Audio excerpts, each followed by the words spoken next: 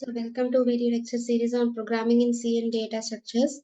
In today's lecture, we will see about the do statement. So do statement is exit control loop. In the previous lecture, we have seen about the while statement, which is an entry control loop. So the while loop constructs that we have discussed in the previous section makes check the condition before the loop is executed. So the body of the loop may not be executed if the condition is not satisfied. On some occasion, it might be necessary that the body of the loop has to be executed at least once before the test is being performed. In such situations, we will use do statement. So the syntax of do statement is like it starts with the keyword do, followed by the body of the loop. At the end of the body of the loop, the test condition is given inside while statement. On reaching the do statement, the body of the loop will be executed first, and at the end of the loop, the test condition just given inside the while statement will be evaluated. If that condition is true, a do statement will be, that body of the loop inside the do statement will be executed once again. So on reaching the do statement, program proceeds to evaluate the body of loop, and at the end, test condition is evaluated.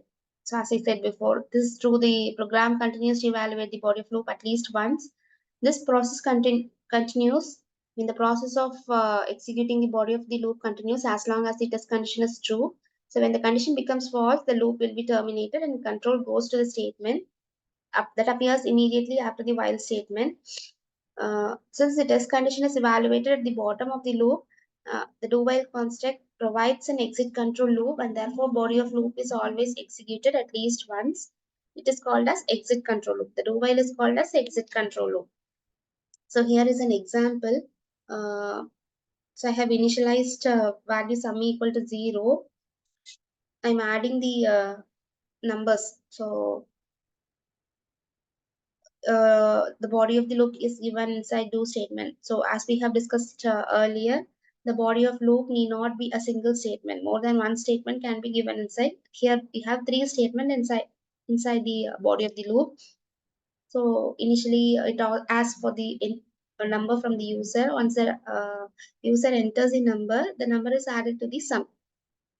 So this is more or less, it is like addition of 5 consecutive floating values or double values. So we have seen examples for addition of 5 consecutive integer values and many more examples. So here I'm adding 5 consecutive double values. So test condition while number is not equal to 0 is given at the last.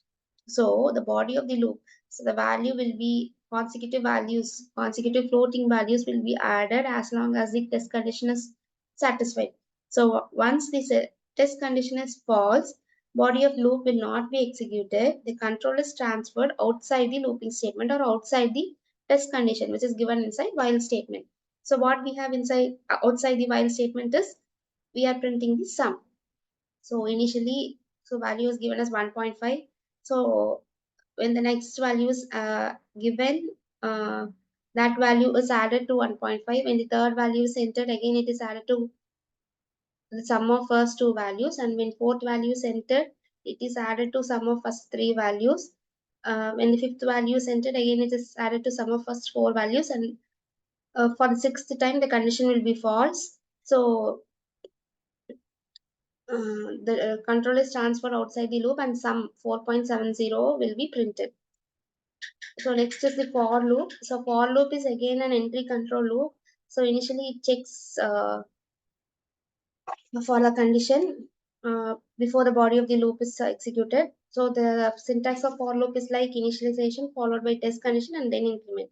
So once the value is initialized, then the test condition is checked before the body of loop will be executed.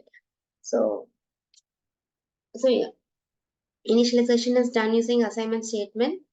Here the variables I and count are loop control variables. So the value of control variables tested using the test condition. If the test condition is true, body of the loop will be executed. Otherwise, the loop will be terminated and statement immediately after the for loop will be executed. So here the initialization is done only once in case of for loop. Test condition is evaluated every time until the condition is false. It will be evaluated every time. So this process of executing the body of loop goes until the test condition turns false. So when test condition turns false, the loop will be terminated. So this is an example for loop. Uh, so far we have seen do loop, into statement, while statement, and for statement. So of all these three things, only do while statement is an exit control loop, while and for loop are entry control loop. So hope you understood these various looping statements. So in the next lecture, we will see about jump in loops and break statements. So hope you understood this lecture. Thanks for watching.